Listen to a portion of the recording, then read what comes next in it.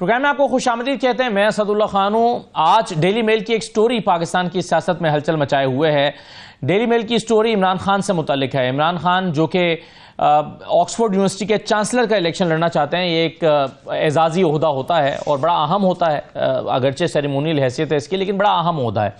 अब इसका इलेक्शन लड़ना चाहते हैं इमरान खान, लेकिन डेली मेल ने स्टोरी शाये की है कि जब इमरान खान ने इलेक्शन लड़ने का फैसला किया और अपने कागजात उसमें जमा कराए हैं, तो उसके बाद यूनिवर्सिटी को कुछ ईमेल्स मौसूल हुई हैं, पिटीशन मौसूल हुई है और कहा गया है कि इमरान खान को इलेक्शन में हिस्सा न लेने दिया जाए, क्योंकि इमरान खान एक ख़वातीन के हवाले से मखसूस ज़हनियत रखते हैं, तालिबान के हवाले से एक मखसूस नुक्ता नज़र रखते हैं। माजी में वो एक शिद्दत पसंद रवैये का इजहार कर चुके हैं, शिद्दत पसंद मिजाज रखते हैं। तो इन वजूहात की बिना पर इमरान खान बिल्कुल फिट नहीं है इस मौजू पर इलेक्शन लड़ने के लिए। एक तो ये मौजू बना इस स्टोरी का। दूसरा जो लफ्ज़ इस्तेमाल हुआ इमरान खान के लिए स्टोरी के टाइटल पे, वो था disgraced ex prime minister Imran Khan. अब ये जो disgraced ex prime minister Imran Khan का लफ्ज़ इस्तेमाल हुआ है इस स्टोरी के टाइटल में, उस पर आज प्रेस कॉन्फ्रेंसेस हुई हैं। PMLN के लोगों ने कहा कि देखिए इमरान खान के पल्ले बचा क्या है, क्योंकि इनके लिए तो डिसग्रेस्ड का लफ्ज़ इस्तेमाल हो गया है और पूरी दुनिया को इमरान खान के बारे में हकीकत पता चल गई है। दिलचस्प बात यह है कि माजी में डेली मेल अपनी स्टोरीज में नवाज शरीफ के लिए भी डिसग्रेस्ड का लफ्ज इस्तेमाल कर चुका है। कुछ स्टोरीज में आपके सामने रखता हूं। मसलन एक स्टोरी में Pakistan disgraced ex prime minister री elected head of ruling party, ये लफ्ज इस्तेमाल हुए हैं। एक और स्टोरी में लिखा है disgraced former Pakistan PM Nawaz Sharif head straight to jail over corruption conviction. एक और स्टोरी में लिखा हुआ है disgraced Pakistan PM Nawaz Sharif flies to London for medical treatment.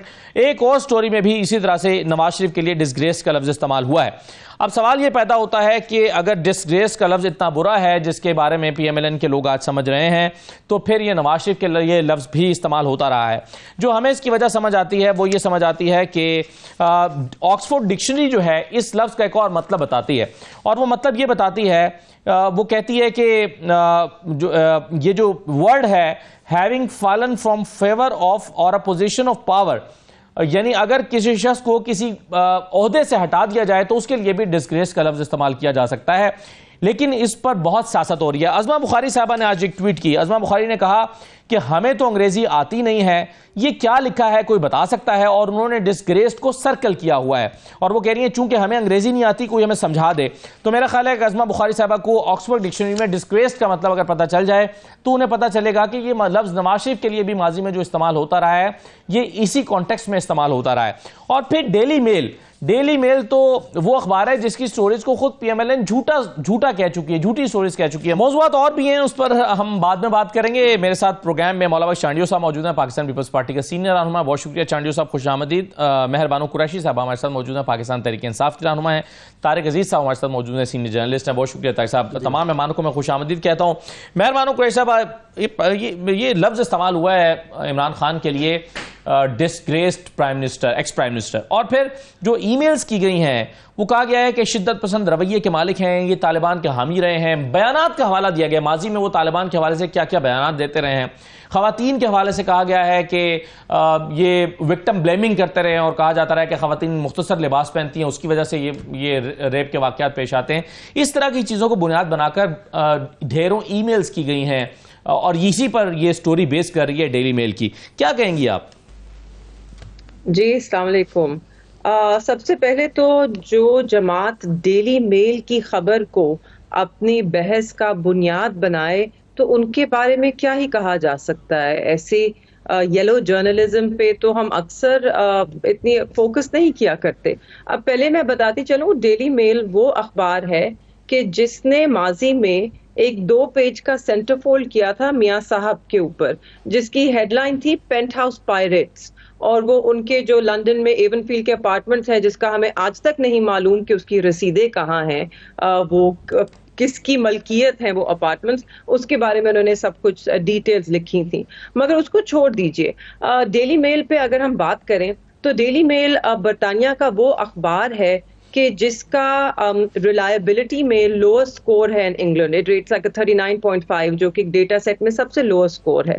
वहाँ पे एक media biased and fact check, क्योंकि आपको पता है वहाँ पे वॉच डॉग्स होते हैं, वहाँ पर वो जर्नलिज्म को खासा सीरियसली लेते हैं, and they have independent organisations जो इनको वेरीफाई करती हैं, जो इनको रेट करती हैं। तो उसमें at media bias and fact check मगर यही डेली मेल जब इमरान खान के हक में माजी में स्टोरीज छापता रहा है मेहर बानो साहबा, तब तो ये डेली मेल बहुत अच्छा था। आज आप डेली मेल के बारे में समझ रही हैं कि ये तो एक लो रेटेड अखबार है। अच्छा समझती जी, मैं तो अगर अंग्रेजी अखबार पढ़ती हूँ तो आई रीड द टेलीग्राफ और द फाइनेंशियल टाइम्स या इस तरह के अखबारात जिनमें कोई वजन है, जिनमें कोई कद काट है, जिनको सीरियसली लिया जाता है। मैं सिर्फ ये आपको सारा कॉन्टेक्स्ट दे रही हूँ क्योंकि उस्मा बीबी ने कहा कि उनको तो अंग्रेजी भी नहीं समझ आती, तो शायद जो हमारे व्यूअर्स हैं जो खासतौर पे नून लीग से मुंसलिक हैं, उनको पता भी ना हो कि क्या अखबार क्या वजन रखती है बरतानिया में।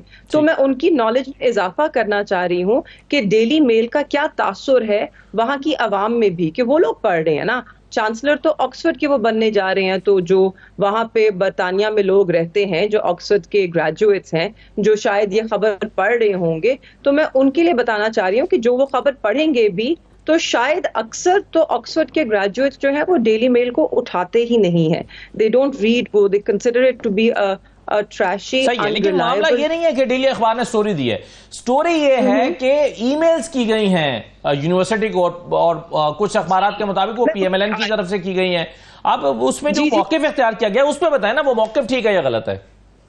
जी, मैं उसी पर आ रही हूँ। तो देखिए, अब डेली मेल ने एक स्टोरी की क्योंकि ऑब्वियसली उनको बहुत सारी ईमेल्स भेजी गई, और वो बिल्कुल नून लीग के जो नून लीग से मुंसलिक हैं, जहाँ हम दर्दी रखते हैं, उन्होंने ही लिखी होंगी और उन्होंने एक वावेला मचाया कि जी ये एक डिसग्रेस प्राइम मिनिस्टर हैं। मगर उसके साथ अगर उसके बरक्स आप रखें यूनाइटेड नेशंस की जो रिपोर्ट है आर्बिट्री डिटेंशंस पे, उन्होंने तो ये दिया कि अब एक तरफ यूएन है और एक तरफ डेली मेल है। अब यूएन की रिपोर्ट देखें तो उसमें लिखा है कि खान साहब की जो गिरफ्तारी है, जो उनकी जेर हिरासत वो 1 साल से हैं सॉलिटरी कन्फाइनमेंट में, कि ये सब कानून की खिलाफ वर्जी है, ये आर्बिट्री है। रियासत पाकिस्तान को ना सिर्फ उनसे माफी मांगनी चाहिए, उनको कॉम्पनसेट करना चाहिए और फिर फौर रिहा करना चाहिए। तो एक तरफ तो ये है, फिर दूसरी तरफ हमारे पास लातादाद अखबारात हैं, दुनिया के न्यूज चैनल्स हैं जो कि खान साहब की bid for chancellor of Oxford को कवर कर रहे हैं, और उसके अंदर वो ये लिख रहे हैं कि he is a front runner for Oxford chancellor and he is the man to beat. और मेरा तो यही मानना है कि हर फील्ड में। चलिए, लेकिन मैं आगे बढ़ता हूं, चांडियो साहब के पास जाता हूं, लेकिन जो आपने फरमाया कि कहा गया कि जी बहुत सारी ईमेल्स की गई हैं, जो एग्जैक्ट वर्ड्स इस्तेमाल हुए हैं उसमें लिखा है कि the University of Oxford has received angry emails and a petition after Imran Khan revealed plans to run for chancellor from his prison cell in Pakistan. तो ये कहा गया कि उन्हें एंग्री ईमेल्स मिली हैं और एक पिटीशन, तो ये अब कितनी हैं ये जाहिर अखबार ने मेंशन नहीं किया। मुझे चांडियो साहब ये बताइए, क्या मसला है अगर एक शख्स पाकिस्तान का एक चांसलर का इंतखाब लड़ता है, तो क्या बाकी सियासी जमातों को इससे कोई प्रॉब्लम होना चाहिए आपकी राय में? क्योंकि कोई बात नहीं है जी, लेकिन इतने बड़े इंतहाई नामवर इदारा है ये यूनिवर्सिटी ऑक्सफोर्ड जी, उसके लिए शख्सियत कोई हो मुझे तो फख्र होगा अगर कोई पाकिस्तानी हो तो, लेकिन वो मुतनाज़ा नहीं होना चाहिए। ऐसा होगा तो दूसरी सियासी पार्टियां पाकिस्तान की, उनको भी एतराज होगा, वो भी तनकीद करेंगी। तो उस सबको ही हमने मुतनाज़ा बना दिया है खामखा। लेकिन इसमें मेरा वास्ता बिल्कुल नहीं, जो यूनिवर्सिटी है वो खुद फैसला करे या जो लोग हैं। लेकिन मैं उन ईमेल्स की तरफ आता हूँ, वहाँ उस पर मैं बात जरूर करूँगा कि वो बातें दुरुस्त है, वो बातें गलत नहीं है। खवातीन के मुतल्लिक़ खान साहब की जो राय है वो इंतहाई नापसंदीदा, नाकाबिल कबूल राय है उनकी खवातीन के लिए, ये मुनासिब बिल्कुल नहीं है।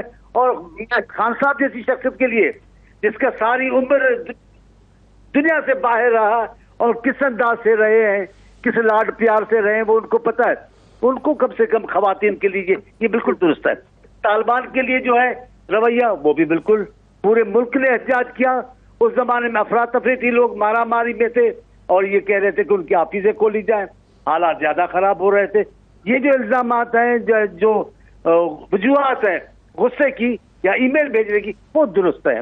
न होता तो अच्छा था लेकिन खान साहब जैसे आजाद ख्याल, रोशन ख्याल, बड़े अंग्रेज पढ़े हुए विलायत, इनको तो बिल्कुल ही जेब नहीं देता पाकिस्तान खवातीन के लिए। हमने नहीं सुना उन्होंने मियां साहब एक स्टेटमेंट तो चांडियो साहब हमारे जेहन में आती है, जब एक यहाँ सियालकोट मोटरवे का वाकया हुआ था, उसके बाद उन्होंने किसी मौके पर यह कहा था कि खवातीन को मुनासिब लिबास का इस्तेमाल करना चाहिए। गालिबन उस पर स्टेटमेंट में कहा था या किसी और में मैं भूल रहा हूं, लेकिन उसके अलावा आपके ख्याल में क्या उन्होंने मेरी सुन ले मतलब खान साहब ने कहा कि मियां साहब की साहबजादी के लिए कि वो बार बार मेरा नाम लेती हैं जी, ये ऐसा नाम न ले, उनके शोहर नाराज हो जाएंगे। ठीक कहने की बात थी। सही पाकिस्तान के समाज में जो पाकिस्तान का खुद को कौमी लीडर कहलाए, उसके कहने की बात थी। इंतहाई शर्मनाक बात थी। जो बातें हमारे समाज में काबिल कबूल नहीं है, वो किसी लीडर को नहीं करनी चाहिए। अगर हमारे माहौल में खातून का कोई नशा करना बुरी बात है, तो ऐसा किसी भी रहनुमा को नहीं करना चाहिए। अगर कोई बातें हमारे मजहबी रहनुमाओं के लिए खिलाफ, शख्सियत के खिलाफ है, तो किसी भी मजहबी रहनुमा को वो काम नहीं करना चाहिए जिससे लोगों की उंगलियां उठे मजहबी रहनुमा पे। खान साहब कौमी रहनुमा है, वजीर जब रहे या फिर आइंदा चाहते भी कि वजीर जब बने, पाकिस्तान की बहुत बड़ी पार्टी के कायद हैं, उनको मोहतात होकर लहजा इस्तेमाल करने चाहिए। या उनको अल्फाज नहीं आते हैं, उनको जबान नहीं आती है, बस जो बोलना आता है वो आता है, उस बोलने ने आग लगाई हुई है। जी सही है, बिल्कुल ठीक है। अब मुझे ये तारिक अजीज साहब बताइए कि आपके ख्याल में क्या नून लीग थोड़ा खौफजदा है कि अगर चांसलर बन गए इमरान खान तो उनका बयानिया बड़ा कोई स्ट्रांग हो जाएगा, और क्या वो ये समझते हैं कि अगर वो चांसलर बन गए और उनको बुलाया गया वहां किसी तकरीब में तो फिर उनको भेजना पड़ेगा? क्या फियर्स क्या हैं PMLN के आपके ख्याल में? देखें, उनका बन जाना कोई मुस्लिम लीग नून के लिए कोई ख़तरा भी नहीं है, कोई ऐसी बात भी नहीं है। पहली बात जो है, जो चांडियो साहब ने की कि वो एलिजिबल हैं या नहीं हैं, उनके जो बयानात हैं ख़वातीन के मुतल्लिक़ तालिबानाइजेशन के ऊपर हैं, तो वो बड़े मायूस कुन हैं। तो वो अलग मामला है। चलो, उनका बच जाना और वो उसका बाद PMLN के ऊपर कोई ऐसा नहीं होगा कि इनको जो है चांसलर है तो इनको छोड़ना पड़ेगा। उनके केसेस जो हैं अदालतों में हैं, वो केसेस का जब तक फैसला नहीं होता तो वो चांसलर बन जाए, कुछ बन जाए, तो अदालतों से यहाँ से जाके वहाँ नुमाइंदगी नहीं कर सकते। जो मुझे समझ आती कानूनी मामला हैं, जब तक उसके केसेस हैं, वो चल रहे हैं, ट्रायल हो रहा है, तो वो नहीं जा सकेंगे। इसलिए मुस्लिम लीग नून को मेरा नहीं ख्याल के इस हवाले से कोई खौफ होगा। अलबत्ता ये तो लाजमी बात है कि एक्सपोर्ट एक बड़ा इंटरनेशनल इदारा भी है, वेल रेप्यूटेड है, तो उनका चांसलर बन जाना शायद उसकी एक मकबूलियत की एक मकबूलियत के तौर पे लीडर के तौर पे सामने आएंगे। उससे उनको पॉलिटिकल मैनेज हो सकता है और इस हवाले से शायद नून लीग के तहफ़्फ़ुज़ आ सकते हैं। बाकी इस हवाले से उनको यानी वहाँ जाना, जेल से छोड़ना पड़ेगा, वो जेल से छूट जाएंगे, वो चांसलर बनते ही अवाम में वापस आ जाएंगे, इलेक्शन लड़ेंगे, अहल हो जाएंगे, ऐसी कोई बात नहीं। मैं गैर मुल्की अखबार में एक स्टोरी पढ़ रहा था, उसमें किसी की एक्सपर्ट ओपिनियन दी गई थी। उसमें लिखा गया था कि अगर इमरान खान को नहीं जाने दिया जाएगा वहां पर, तो फिर उससे दो मुल्कों के सफारती ताल्लुकात मुतासिर होंगे। तो ऐसी तो कोई बात नहीं है। अब कोई पाबंद नहीं है। वहाँ के केस, हमारी अदालती निज़ाम मौजूद है। किसी मुल्क का अपना अदालती निज़ाम है, उसका हम मुदाखला तो जाके नहीं कर सकते। यूके की अपनी अदालतें हैं, अगर वहाँ पे किसी का केस है तो हम कहेंगे इसको हम बुलाना चाहते हैं, तो हम इसलिए उनके पर दबाव डालें जैसे सफारती ताल्लुकात ख़राब हो जाए। ऐसा कुछ भी नहीं है। इंटरनेशनल सतह पर ममालिक के दरमियान जो ताल्लुकात के ऊपर जो होता है, ऐसी कोई बुनियाद के ऊपर नहीं होते कि ये एक बंदा, हमारी डॉक्टर आफिया सिद्दीकी वहाँ बैठी हैं तो उनको हम लेके आ सकते हैं उनकी अदालतों में, वहाँ फेसेस कर रहे हैं, तो हम क्या कह सकते हैं? आपके ख्याल में ये प्रेस कॉन्फ्रेंसेस, ट्वीट से क्यों हो रही हैं? ये तो इजहार करते हैं कि PMLN खौफजदा है। नहीं, PMLN का सियासत क्या होती है? अपोजिशन भी ये कहती है, अपोजिशन कोशिश करती है कि मैक्सिमम वो अपना एक मीडिया में स्पेस हासिल करे। गवर्नमेंट की भी ये होती है, तो एक उनका अच्छा स्कोर मिल गया जी, ये आप वास्ते क्लब बने जा रहे हैं, तो इनके ये बयानात ये हैं। फिर डेली मेल का एक वो स्टेटमेंट आ गया। सही। अब वो डेली मेल का जो आपने क्वेश्चन किया था कुरैशी साहब से, उन्होंने जवाब नहीं दिया कि माजी में तो उन्होंने डेली मेल को बड़ा कहा कि बड़ा अच्छा है, बड़े क्रेडिबल है, तो आज वो नहीं है, तो वो एक अलग बात है। तो इसके ऊपर एक इशू बन गया है। तो वो जो है हुकूमत, अपोजिशन का काम यही होता है, पॉलिटिकल स्कोरिंग करते हो, एक दूसरे को नीचा दिखाना होता है, मीडिया में स्पेस हासिल करना होता है, पब्लिक की अट्रैक्शन अपनी तरफ करनी होती है। तो ये सब ये गेम है। बिल्कुल सही है। मेहरबान साहब, आप अगर रिस्पॉन्ड करना चाहें तो कर दें, फिर मैं आगे दूसरे मौजूआत की तरफ बढ़ता हूँ। चांडियो साहब ने कहा कि खवातीन के बारे में इमरान खान साहब के अल्फाज ना मुनासिब रहे हैं, ना उनके ख्यालात मुनासिब हैं। जी, I don't want to engage on this, but मैं सिर्फ ये बात करना चाहती हूँ कि यहाँ पे एलिजिबिलिटी की बड़ी बहस हो रही है। देखिए, एलिजिबिलिटी खान साहब की है या मुतनाज़ा शख्सियत है वो या नहीं, इसका तयन ऑक्सफोर्ड यूनिवर्सिटी के अलमनाई करेंगे जो कि वोट करने जा रहे हैं।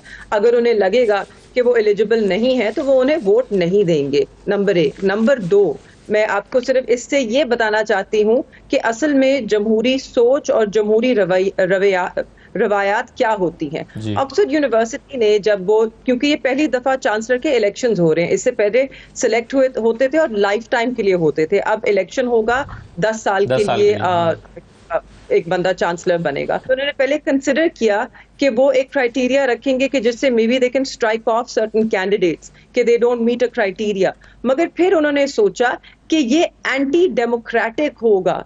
हमें अपने जो वोटिंग बॉडी है, जो कि हमारे स्टूडेंट्स हैं, अलमनाइज हैं, एकेडमिया है, वहां पे टीचर्स हैं, उन्हीं को हम फैसला करने देंगे, क्योंकि हम उन्हें इतना जिम्मेवार समझते हैं कि वो बेहतर तयन कर सकें कि उन्हें कौन रिप्रेजेंट करेगा। और इससे यही हम इस बात पर आते हैं कि पाकिस्तान में हमें शायद आदत हो गई है, हमें जमहूरी सोच हम नहीं रखते, तो हम जिस बंदे को हरा नहीं सकते उसे गेम से निकाल देना चाहते हैं।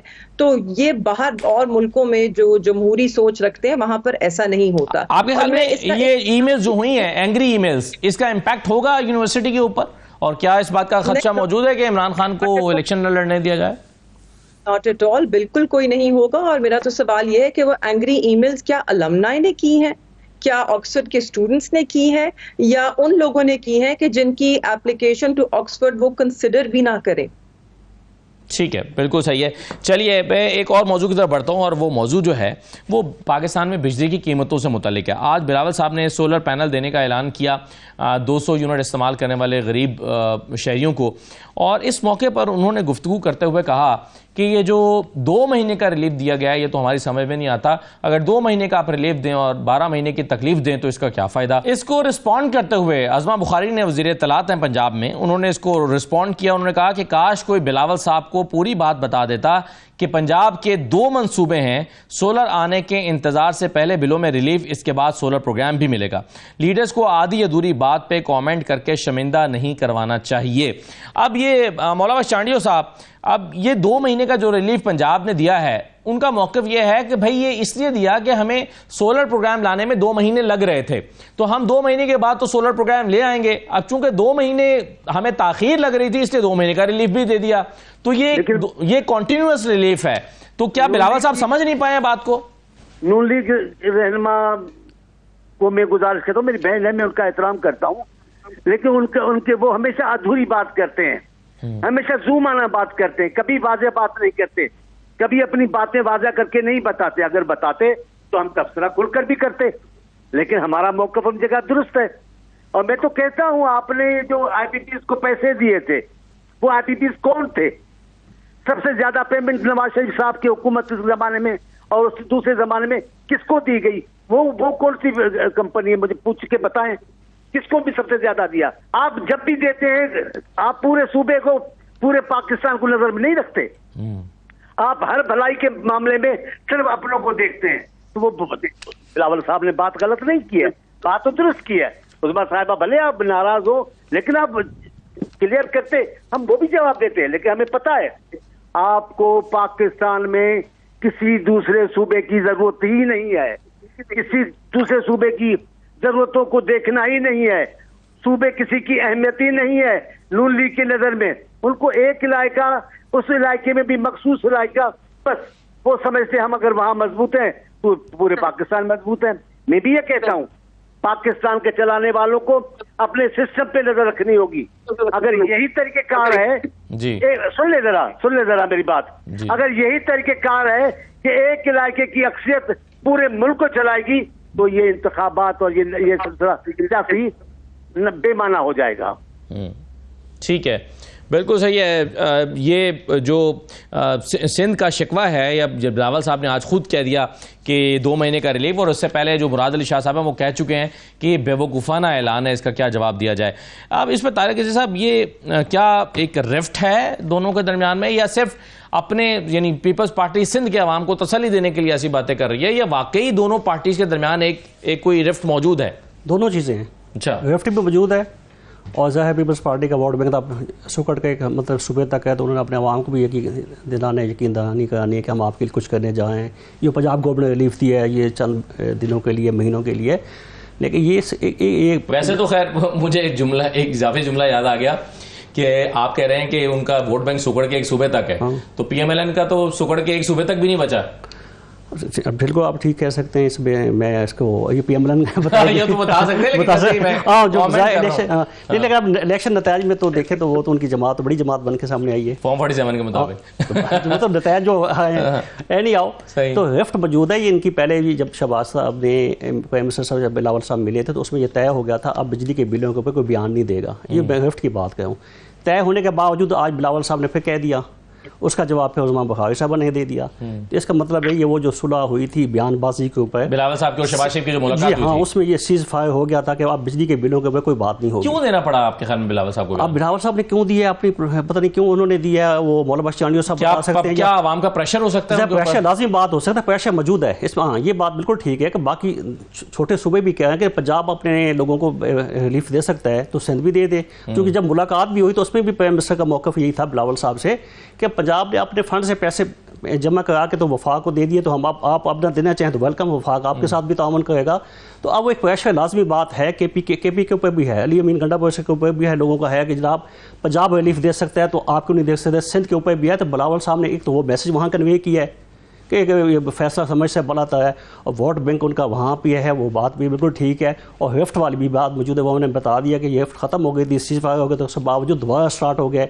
अब शायद प्रेस के ऊपर एक मीटिंग होगी या किस तरह ये सीज़ फायर होगा, ये जवाब सवाल और जवाब का सिलसिला सही है। वैसे चांडियो साहब से पूछ लेता हूँ, फिर मैं मेहर बानो साहब के पास आता हूँ। चांडियो साहब मुख्तसरन ये बता दीजिए कि अगर सीज़ फायर हो गया था, बिलावल साहब और शहबाज शरीफ की मुलाकात में चीजें तय पा गई, उसके बाद ये बयान उन्हें पंजाब की पॉलिसी पर देना पड़ा है, क्या पब्लिक की तरफ से कोई प्रेशर है कि पंजाब अगर रिलीफ दे रहा है तो सिंध क्यों नहीं दे रहा? क्या लोगों आवाम को सेटिस्फाई करने के लिए बयान आ रहे हैं? हम अपने मौक़िफ़ को या अपने उसूल की बात को किसी प्रेशर के मद्देनजर नहीं देखते।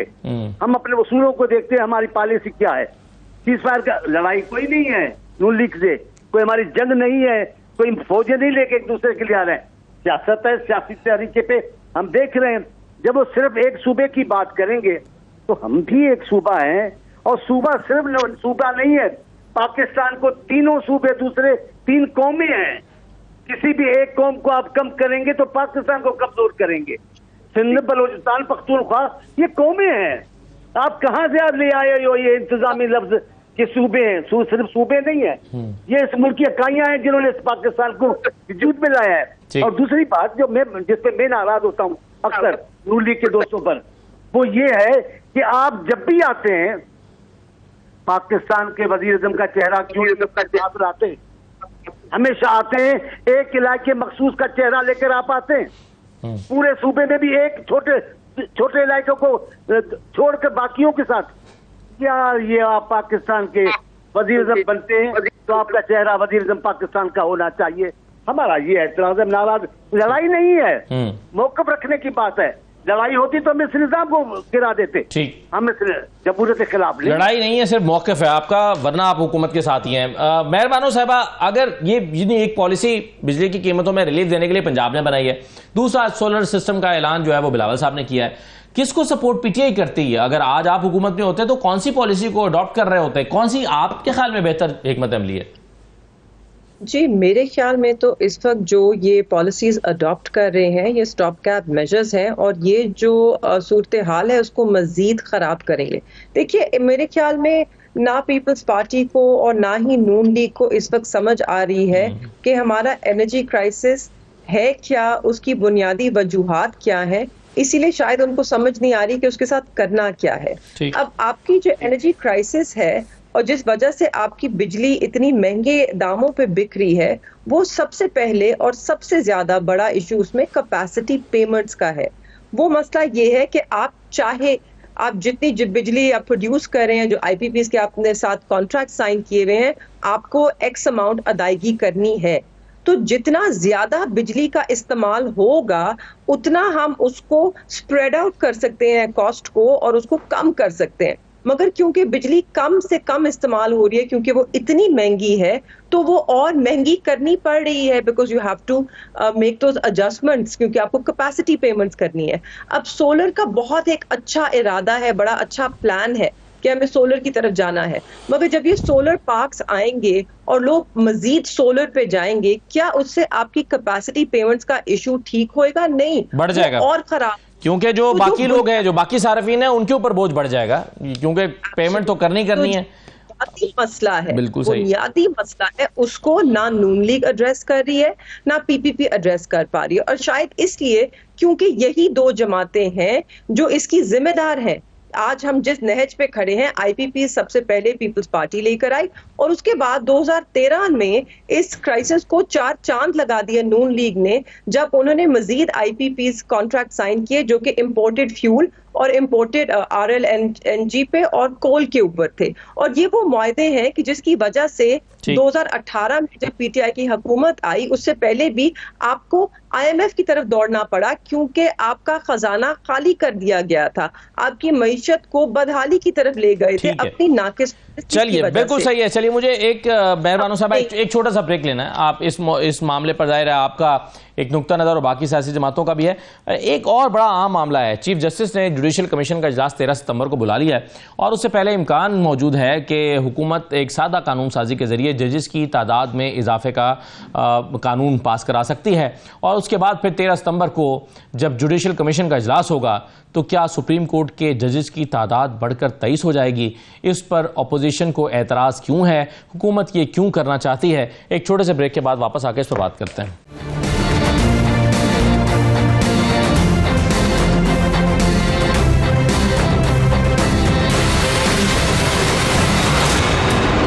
ब्रेक के बाद आपको दोबारा खुशामदीद कहते हैं। चीफ जस्टिस ने जुडिशल कमीशन का इजलास 13 सितंबर को तलब कर लिया है। अब 13 सितंबर को से पहले इस बात का इम्कान मौजूद है कि एक प्राइवेट मेंबर बिल आ रहा है जो कि बैरिस्टर दानियाल चौधरी लेकर आ रहे हैं। उसमें जजेस की तादाद को बढ़ाने का कानून मंजूर किया जाएगा, सादा कानून साजी के जरिए से ये होगा। और उसके बाद फिर जो जुडिशल कमीशन का इजलास 13 सितंबर को होगा, उसमें जजेस की तादाद को बढ़ा दिया जाएगा। ये गौर-ओ-ख़ौज़ हुकूमत ने इसलिए इस तारीख के बाद की, एक ख़ास तारीख के बाद किया, और वो तारीख जो थी वो तारीख 12 जुलाई थी, जब फैसला आया था 8/5 का। हुकूमत को उसके बाद ये महसूस हुआ कि उनके मौक़िफ़ की हिमायत करने वाले अक्सरियती जज सुप्रीम कोर्ट में मौजूद नहीं है।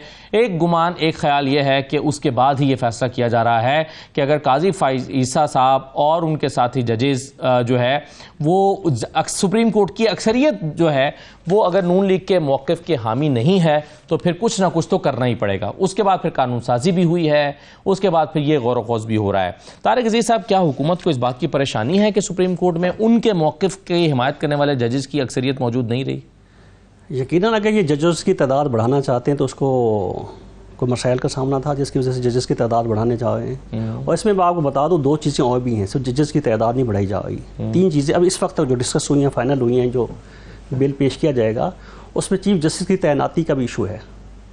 चीफ जस्टिस की तैनाती के लिए उसी तरह का एक पैनल बनेगा, जो जिस तरह फौज से एक पैनल आता है 3 लोगों का, 5 लोगों का सीनियर का, तो उसमें से मिनिस्टर साहब जिसको यानी सीनियरिटी का जो उसूल है उसके मुतबादल को मंसूबा बनाया जा रहा है। जी, उसका है कि चीफ जस्टिस की तैनाती के लिए भी अदलिया की तरफ से एक लिस्ट जाएगी प्राइम मिनिस्टर को, हुकूमत पाकिस्तान वफाक हो जाएगी, और उसमें से वो एक जो सीनियर होगा या जूनियर होगा उनका अख्तियार होगा, उनमें से कोई भी लगा सकती हैं।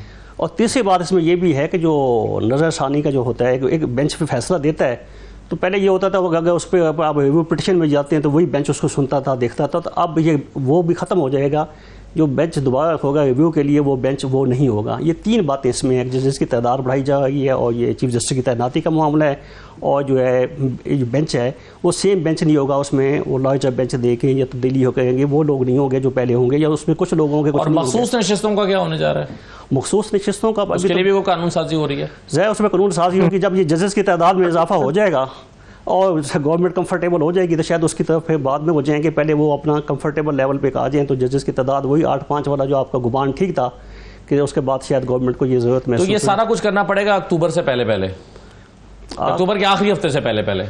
जी, अक्टूबर ये हो जाएगा, ये तो अभी हो जाएगा। मेरा बिल ये शायद कल पेश हो जाएगा, उसके बाद फिर मखसूस नशिस्तों का भी आप कह रहे हैं, उसके बाद उसकी तरफ ये तो कौमी असम्बली में कल ही बिल पेश हो जाएगा, शायद शाम को सेनेट में भी हो जाएगा, और प्रेसिडेंट साहब के पास चला जाएगा, ये इसी 1-2 दिनों में हो जाएगा।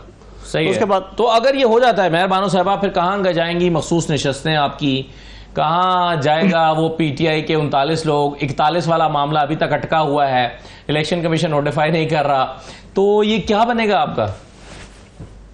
जी, पहले कहते हैं कि इनकी नीयत खोटी नहीं। अब देखिए, गुफ्तगू से इनके इक़दामात से जो ये करने जा रहे हैं, इस सबसे तो साफ जाहिर हो रहा है कि इनकी नीयत सिर्फ खोटी ही नहीं, मैलिशियस है, मैलिफाइड ही है इसके अंदर।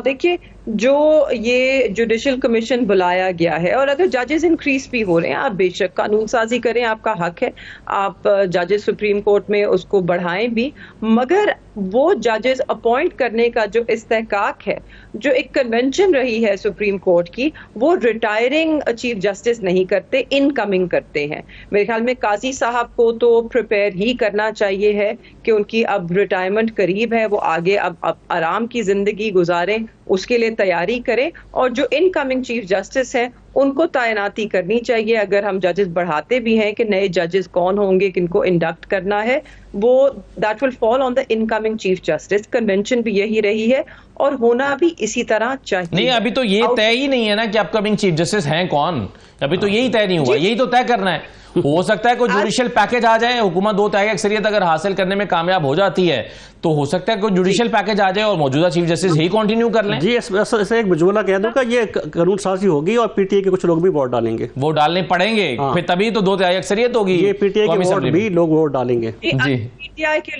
अगर पीटीआई के लोग कॉन्स्टिट्यूशनल अमेंडमेंट में वोट डालेंगे तो 63A इन एक्शन आएगा, ना उनका वोट गिना जाएगा, क्योंकि कैसे वो आएगा? अभी आजाद हैं कुछ आपके लोग, कुछ आजाद हैं, डिफेक्शन क्लॉज नहीं लग सकती। 8 लोग कम से कम आपके ऐसे हैं जो आजाद हैं, 80 के अलावा हैं वो। असदुल्ला साहब, ये फैसला भी मुतनाज़ा है, इसलिए क्योंकि सुप्रीम कोर्ट का मेजॉरिटी डिसीजन वाज़े है। उसके ऊपर असल में तो इलेक्शन कमीशन को कंटेम्प्ट में बुलाना चाहिए सुप्रीम कोर्ट को। नहीं, मेहर बानो साहबा, ये मैं आपको मैं बता दूं, जो इलेक्शन सुप्रीम कोर्ट का फैसला है वो 80 लोगों के हवाले से है कि 39 पीटीआई में चले गए, 41 जो हैं उनको 15 दिन का टाइम दिया गया। इन 80 के अलावा 8 लोग ऐसे हैं जिन्होंने अपनी आजाद हैसियत बरकरार रखी हुई है, वो आजाद तो जा सकते हैं, उनके ऊपर तो डिफेक्शन क्लॉज नहीं लगेगी। जी, वो आजाद जा सकते हैं, उन पे डिफेक्शन क्लॉज नहीं लगेगी, मगर उन पे अवाम का रद्द अमल जरूर आएगा। ये बात ठीक है। If they are willing to face the people, अगर वो अवाम का सामना कर सकते हैं, अवाम के वोट को इस तरह बेइज्जत करके और अवाम की राय को इस तरह बेइज्जत करके, तो जरूर कीजिए, हर किसी ने अपना जवाब देना है। मगर इस सब को छोड़ दीजिए, इस सब से आपको आज पीएमएलएन की गुफ्तगू से इतना तो साफ जाहिर हो रहा है कि पूरे निजाम को सिर्फ मफलूज नहीं, पूरे निजाम को तोड़ना आलूदा कर रहे हैं ये, सिर्फ इसलिए क्योंकि ये नुकता इंपॉर्टेंट है कि इस पे मुझे मुकम्मल करने दीजिए। ये एक के ऊपर हुकूमत में आए हैं और उस फ्रॉड को बरकरार रखने के लिए ये जमहूरियत, अदल, इंसाफ, इन सब का कत्ल करने को तैयार हैं। पाकिस्तानी शहरी के बुनियादी हकूक छीनने को तैयार हैं, बस इनकी हुकूमत किसी तरह बरकरार रह जाए, जो कि अवाम ने इनको दी ही नहीं है। ठीक है, चलिए चांडी साहब, ये जुमला जो इस्तेमाल किया है मेहर बानो साहबा ने कि सुप्रीम कोर्ट का फैसला आया, उस पर अमल दरामद ना करने के लिए फिर कानून साजी की गई, फिर अब आप रास्ता रोकने के लिए कुछ और चीजें करेंगे, फिर आप पीटीआई के आजाद लोगों को साथ में लाकर 2 तिहाई अक्सरियत के लिए इस्तेमाल करेंगे, तो वो कह रहे हैं कि इससे निजाम को आप आलूदा कर रहे हैं जिसके असरात मुस्बत नहीं निकलेंगे। क्या निजाम आलूदा हो रहा है? मैं तो जवाब दे रहा था थोड़ा जो पहले मौजूद था, जिसमें पीपल्स पार्टी ने भरपूर मंसूबा शुरू किया, उसको पीपल्स पार्टी का मंसूबा समझ के रोक दिया गया। 5 साल अगर उस मंसूबे को ना रोका जाता तो आज ये बहरान नहीं होता। केटी बंदर से बिजली पैदा करने की कोशिश की गई पीपल्स पार्टी के जमाने में, उसको भी रोका गया कि ये पीपल्स पार्टी का मंसूबा है, लेकिन आज उसी पीपल्स पार्टी के मंसूबे को पकड़ लिया है और फायदा भी हो रहा है बहरहाल। लेकिन मैं अभी वो उसका जवाब नहीं दे रहा हूँ। अभी ये ठीक कह रही है मेरी बहन कुरैशी साहिबा, ठीक कह रही है, बहुत अच्छा कह रही है, लेकिन एक बात वो भी कबूल करें, उनको भी चीफ जस्टिस वो चाहिए जो इनको वेलकम करे कोर्ट में। इनको भी चीफ जस्टिस वो चाहिए जिनको अपनी मर्जी भेजकर मुजरिम कहलाने वाले शख्सियत को बिठा कर ले आए। इनको भी वो अदालत चाहिए जो सिर्फ इनके फैसले करे। इनके भी सारा मामला उनको वही चाहिए। किस पे कैसे तनकीद करेंगी आप बताएं? मुनासिब है? तो आपकी अपनी फरमाइश है, सारा आपने रवाज दिखाया है। आपने अदलिया को, कानून साज को इलेक्शन कमीशन को, जो भी इदारे हैं, उनका तो हुलिया ही बिगाड़ दिया है आपने। आप नहीं मानते, हजारों लोग लेके चले जाते हैं उनके दरवाजे पर। आप कभी इंसाफ भी अपनी पसंद का, चीफ जस्टिस भी अपनी पसंद का, कानून भी अपनी पसंद का, इलेक्शन कमीशन भी अपनी पसंद का, एहतसाब भी अपनी पसंद का, ये बात है। आप भी कबूल करेंगे, ये सारा मामला तो आपने किया है। सही है। तो ये मेहरबानो साहबा, जो जज आपको पसंद नहीं होते उनके खिलाफ आप अदम एतमाद का इजहार कर देते हैं। आप कहते हैं कि जी इनके खिलाफ हम रेफरेंस भी लेकर आएंगे, ये हमारी दरखास्तें ना सुने, ये हमारे केसेस ना सुने, तो आप भी अपनी पसंद के जजेस चाहते हैं? बिल्कुल भी नहीं जी, हम अपनी पसंद की जजेस की तैनाती नहीं। जनाब ये बंदियाल साहब क्या थे? जी बंदियाल साहब वो थे कि जिन्होंने फैसला दिया कि खान साहब को वेलकम किया, खान साहब को खुशामदीद कहा, खान साहब की फरमाइशी प्रोग्राम में नहीं, मगर ये वही बंदियाल साहब थे ना चांडियो साहब, जिन्होंने इमरान खान की हुकूमत को रात को अदालत खोल के घर भेजा। ये भी तो आप माने ना, ये तो बंदियाल साहब वही तो थे। देखिए हर मौके पर अलग इनकी पॉलिसी आई है, जनरल इनकी यही पॉलिसी है, इदारे इनके अपने होने चाहिए। ठीक है सर जी, चलिए कहिए मेहरबानो साहब। इज्जत जी, उमर अता बंदियाल साहब वही थे कि जिन्होंने रात को अदालत लगाई, जिन्होंने रात को कासिम सूरी साहब की जो रूलिंग है उसको आइन से तजावुज करते पाया, और उन्होंने पाकिस्तान तहरीक इंसाफ की हुकूमत को घर भेजा। और उस दिन पीपल्स पार्टी ने, पूरी PDM ने, PMLN ने बहुत सेलिब्रेट किया, उन्हें हीरो बुलाया गया। उन्होंने कहा गया कि अब जमहूरियत असल में फाल होगी और अब अच्छे दिन आएंगे। तो वो थे उमर अता बंदियाल साहब कि जिनको अब ये पसंद नहीं आ रहे। हमने तो कभी इस तरह कैंपेन नहीं चलाई, और जो कैंपेन उमर अता बंदियाल साहब के खिलाफ चलाई गई वो सबके सामने है। फिर बाद में देखिए, अगर हम एक पिटिशनर अदालत जाता है और वो किसी जज पे अदम एतमाद करता है उनकी पास्ट हिस्ट्री देख के, इस तरह जातियात पे गुफ्तगू नहीं करनी चाहिए है। मैं तो इसमें यकीन नहीं रखती, ना ही मैंने कभी की और ना ही आप कभी मुझे देखेंगे करते हुए। जहां तक ये एक और नुक्ते पे मैं आना चाह रही हूँ, जो कि आपके जो इधर बैठे हैं नून लीग से नहीं है जी, खुदा के लिए जर्नलिस्ट है तारिक साहब जी। I'm so sorry. Appointment of chief justice, वो जो सीनियरिटी रूल है जो वो बदलने जा रहे हैं, और वो चाह रहे हैं कि जिस तरह अब आज पाकिस्तान में होता है कि एक पैनल हो और उसमें से चुनाव हो। तो मुझे याद है कि जब अभी हमारे सिपाही सालार चीफ अवामी स्टाफ आसिम मुनीर साहब की तैनाती का वक्त था, तो तब मियां साहब ने इंसिस्ट किया कि नई सीनियरिटी का रूल हो, जो सबसे सीनियर है, जो कि बिल्कुल ठीक था। और मेरे ख्याल में कि अगर हमारी आला अदलिया में ये एक असूल है, इसको बरकरार रहना चाहिए है, शायद इसको नहीं हमें चेंज करना चाहिए। बिल्कुल ठीक है। चलिए अब ये सब चीजें हो रही हैं, देखें अब हुकूमत करती क्या है, कौन कौन से कानून आते हैं और उसमें के नतीजे में क्या निकलता है। एक छोटा सा ब्रेक लेते हैं, ब्रेक के बाद वापस आते हैं। कुछ एक दो चीजें और भी हैं, ख़ास तौर पर एक खबर कुछ लोग उससे बड़ा हर्ट हुए, और वो ये है कि जो लापता साबिक डिप्टी सुप्रिटेंडेंट हैं अडयाला जेल, उनकी अहलिया को नोटिस गया है कि 2 रोज़ में सरकारी घर खाली कर दें। अब एक तो वो खुद साहब जो हैं वो लापता हैं, उनको रियासत बाजियाब अभी तक करा के नहीं दे सकी है, और दूसरा उनकी फैमिली से कहा जा रहा है कि चूंकि उनका तबादला हो गया तो अब आप उनकी गैर मौजूदगी में ही घर फौरी तौर पर खाली करें। उनके हेल्थ इश्यूज़ भी हैं उनकी अहलिया के। तो ये हुकूमत क्या कर रही है, क्यों कर रही है, इस पर बात करते हैं। छोटा सा ब्रेक लेके वापस आते हैं।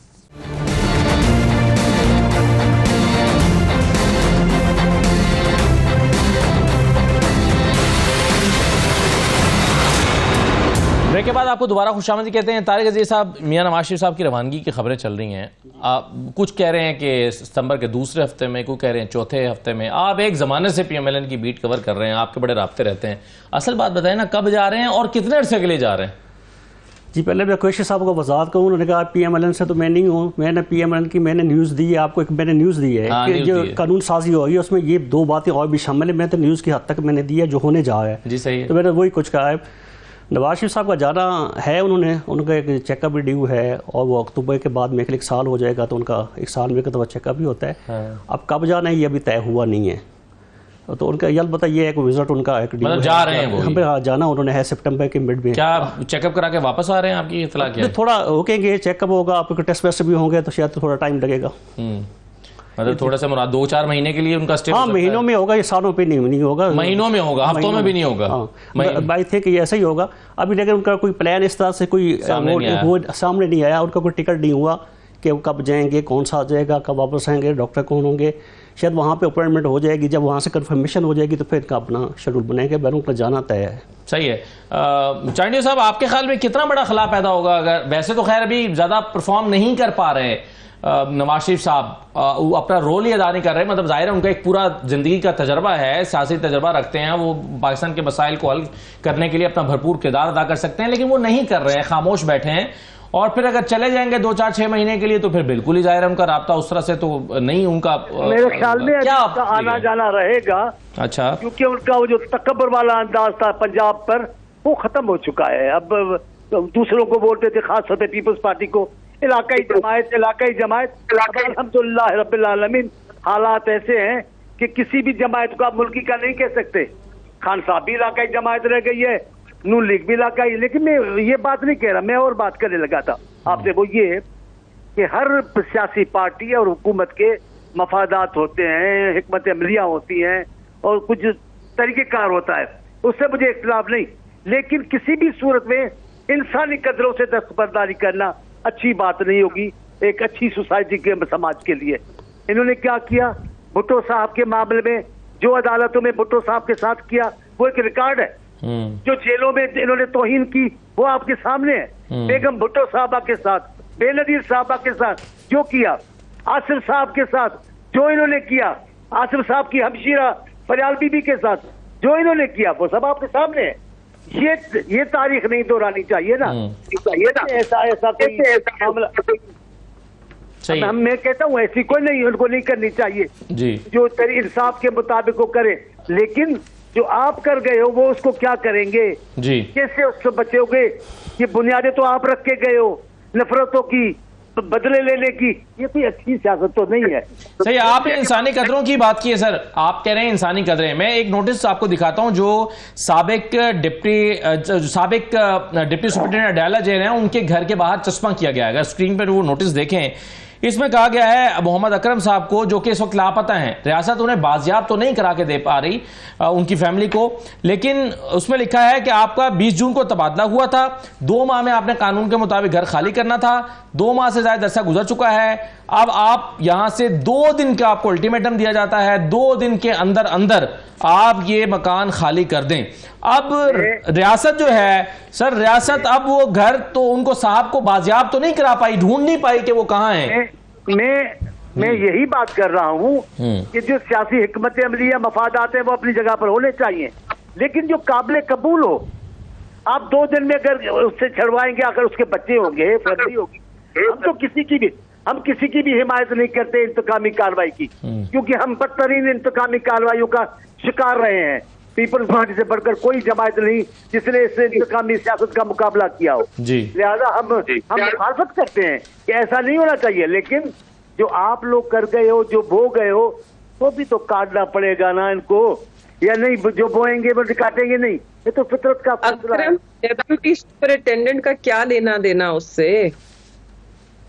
वो तो तरीके का हिस्सा नहीं है, वो तो सिर्फ एक ड्यूटी करने वाला अफसर है। उनके ऊपर अब ये तो जाहिर है, वो तो हमें नहीं पता कि वो हैं कहाँ। एहतराम करता हूँ, मुझे उस प्रोग्राम के बाद पता चला आप किसकी साहबजादी हैं, मैं एहतराम करता हूँ, मैं बीच में नहीं बोलता, कभी भी आपके दरमियान में कभी नहीं बोलूंगा।